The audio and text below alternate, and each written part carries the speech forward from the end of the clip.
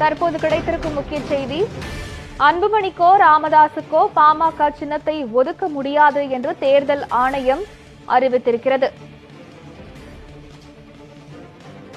பாமகவிற்கு மாம்பழ சின்னம் ஒதுக்க முடியாது என்று தேர்தல் ஆணையம் அறிவித்திருக்கிறது.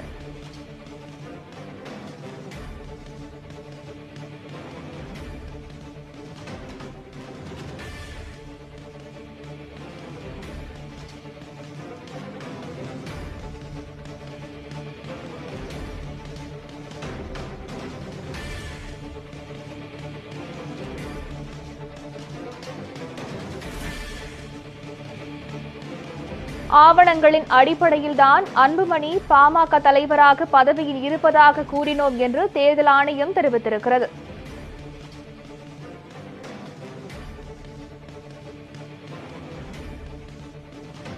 இருதரப்பும் பிரச்சினைக்குரியதாக இருப்பதால் மாறாக கட்சியின் சின்னம் முடக்கி வைக்கப்படும் என்று தேர்தல் ஆணையம் அறிவித்திருக்கிறது.